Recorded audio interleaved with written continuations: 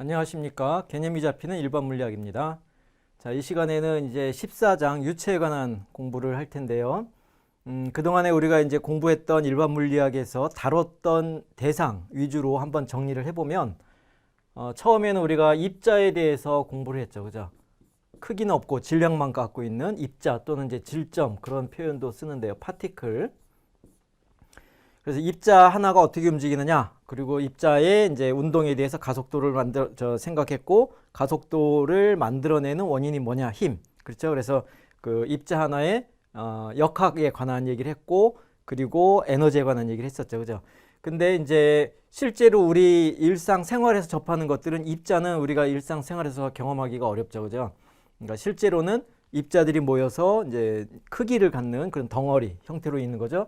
그렇기 때문에 일반적으로 입자들이 모여있는 입자계에 대해서 얘기를 한 건데, 그 입자계, 처음에 우리가 얘기할 때 입자계는 입자들이 띄엄띄엄 떨어져서 있는 일반적인 입자계에 대해서 얘기를 했고, 근데 이제 실제적으로는 덩어리가 있는 것들은 뭉쳐 있는 거죠. 그래서 뭉쳐 있는 것들은 연속적인 질량을 갖는 그런 입자계에 대해서 생각을 한 건데, 그런 입자계 중에서도 단단한 거, 그죠? 입자들이 모여있는 입자계의 모양이 단단한 거, 흐물흐물한 거, 뭐 흐르는 거, 그런 것들이 있는 거죠. 그래서 이제 입자계 중에서 단단한 고체를 다루기 위해서 그 절대 찌그러지지 않는 강체, 단단한 강체에 대해서 이상적인 모형이죠. 강체에 대해서 이제 회전까지 다 고려를 해가지고 공부를 했던 거고요. 근데 이제 강체 말고 실제로는 찌그러짐이 있는데, 그 찌그러짐에 대해서 근사적으로 그 모양이 복원이 되는 탄성을 갖고 있는 탄성체에 대해서 얘기를 한 거죠. 이 두 가지는 일단 고체에 대한 모형이 되는 거고요. 근데 이제 실제로는 고체 말고 흐르는 그 액체, 흐르는 물질. 그래서 유체, 액체에 해당하는 유체가 있는 거고요. 그 다음에 더 이제 그 에너지가 높게 되면은 액체가 아니라 날아다니는 기체가 있는 거죠. 그죠? 그래서 기체. 그래서 우리가 입자계에 대해서 요 네 가지 형태를 대상으로 이제 일반 물리의 내용을 이제 적용하게 되는데요. 역학이 됐건 에너지가 됐건.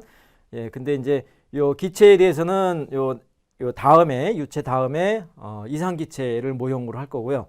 자, 오늘은 이 시간에는 그 강체, 탄성체 말고 유체, 흐르는 그 액체와 같은 액체 상태의 물질, 입자계, 그걸 이제 공부를 하겠습니다.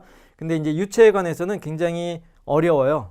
수학적으로도 수학 자체가 어려워지고 현상이 어려워지기 때문에, 그래서 이제 일반 물리학에서 다루는 유체는 굉장히 단순한 케이스만 다룬다, 그렇게 이제 이해를 하면 되고요. 그 대표적으로 베르누이 방정식이 실제 유체에서는 잘 안 맞기도 합니다.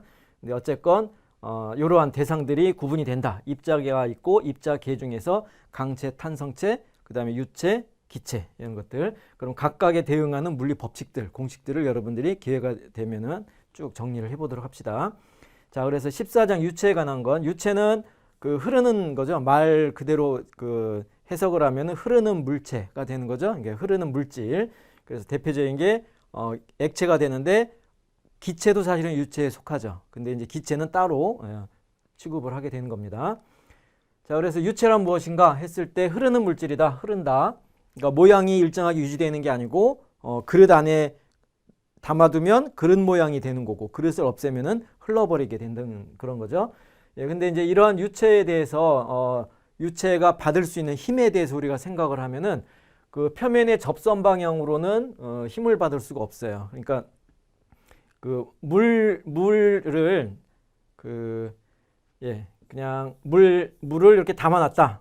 예, 그런 경우를 생각하면 이제 표면의 접선 방향이라는 것이 뭐냐면은 요 물 표면에 손으로 물 표면을 싹 쓸어보자 하는 거죠. 그래서 이런 식으로 힘을 가했다 그럴 때 물의 모양이 이제 달라지거나 하는 건 아니죠. 그러니까 단단한 고체의 경우에는 얘를 밀어버리면은 그 위에 표면 방향으로 밀 때 고체가 같이 밀려가거나 아니면은 이제 넘어지거나, 그렇게 해서 고체 전체 운동이 변화가 되는데, 물의 경우는, 액체의 경우에는 표면을 쓸어버린다고 해가지고 이 덩어리 전체가 운동의 변화가 생기는 게 아니라 이 표면에 있는 물 분자 몇 개, 손에 묻어나는 정도, 그렇게 되는 거죠. 그래서 표면에 힘을 가해서 이 유체 전체에 그 운동 상태를 바꿔주게 할 수 있는 그런 방법이 없다는 겁니다. 그래서 측밀리기 힘, 그죠? 표면에 나란하게 접선 방향으로 이렇게 쓸어내는 그런 방향의 힘을 가할 수가 없는 거고요. 대신에 수직 방향으로는 힘을 받을 수가 있어요. 수직 방향으로 힘을 가할 수 있다는 겁니다.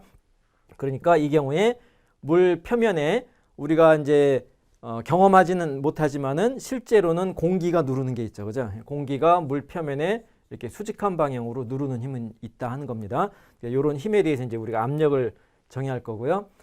그래서 표면의 수직한 방향으로는 유체가 힘을 받을 수 있기 때문에 그래서 모든 표면에 수직하게 힘을 가해주면은 유체도 이제 부피가 줄어드는 그런 일이 생기는 겁니다. 그래서 부피 탄성률에 관한 얘기를 할 수 있는 겁니다.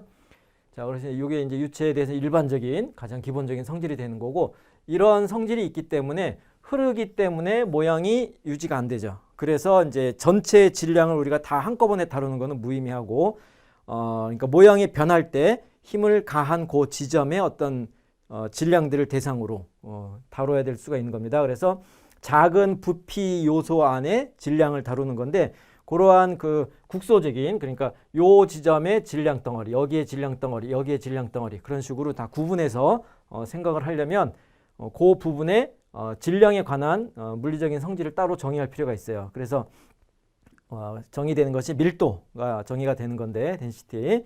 밀도의 정의는 부피당 질량이죠. 부피분의 질량이 되는데 그 엄밀하게 말하면 전체 부피분의 전체 질량 해주면은 전체의 평균 밀도가 되는 겁니다. 이게 평균입니다.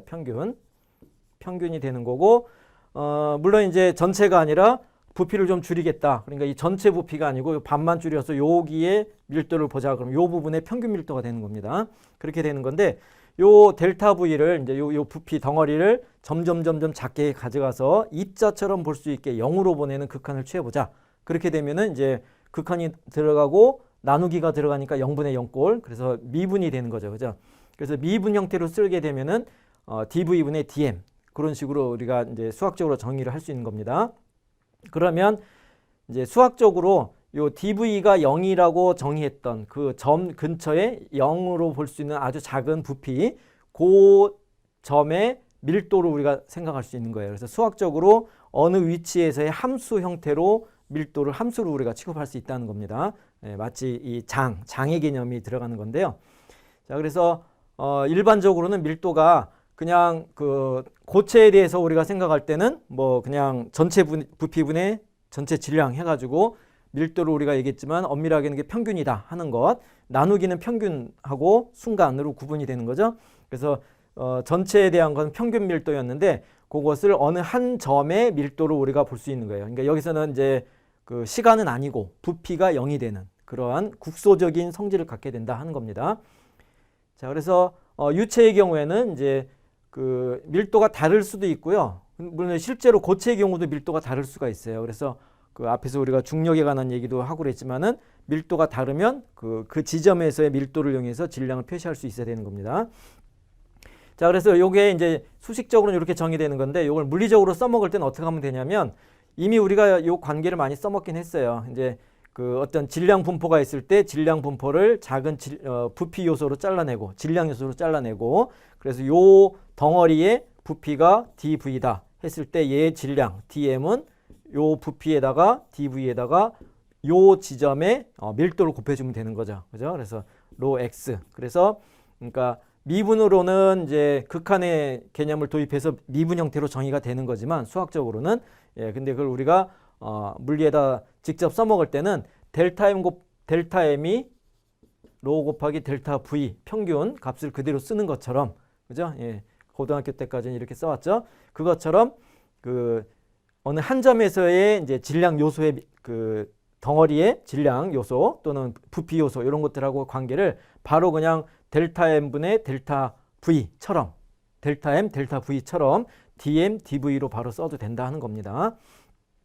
당연히 밀도는 질량을 부피로 나눴으니까 단위가 킬로그램 퍼 세제곱미터가 되겠죠. 자, 근데 실제로 우리가 다루는 대부분의 문제에서는 이렇게 위치마다 질량이 굉장히 막 변하는 그런 경우가 아니라 실제 우리가 접하는 경우도 대부분 그렇고 균일하다고 우리가 근사할 수 있어요. 그래서 균일한 밀도의 경우 또는 이제 몇 군데 영역을 나눠서 여기 밀도 일정, 여기 밀도 일정 그런 식으로 표시할 수 있는 겁니다.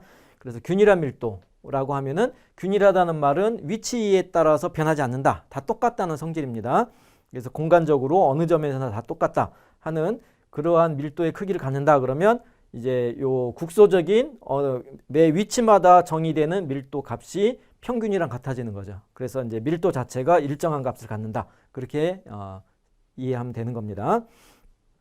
자, 그래서 이런 식으로 밀도를 정했는데 유체의 경우에는 사실은 힘을 받으면 압력을 받으면 유체도 이제 부피가 조금 줄어들 수는 있어요. 근데 유체까지는 그러니까 액체까지 유체가 아니라 액체까지는 이 힘을 받았을 때 부피 변화가 크질 않아요. 그래서 그 액체 정도까지는 밀도가 크게 변하지 않는다 우리가 생각하는데 기체의 경우에는 그렇지 않아요. 기체는 압력을 받으면 부피가 확 변할 수가 있죠. 확 줄어들거나 또는 확 늘어나거나 그래서 밀도가 확 변한다 하는 겁니다. 그래서 기체의 경우는 밀도를 이용하기가 이제 조심스럽게 되는 거죠. 일정하지 않게 되는 거죠. 균일하다 할지라도 밀도 자체가 변하는 겁니다. 근데 이제 액체나 고체의 경우에는 균일한 성질이 있다. 그러면 밀도 자체는 거의 변하지 않는 걸로 그렇게 우리가 생각을 합니다. 실제 이제 실온 범위에서.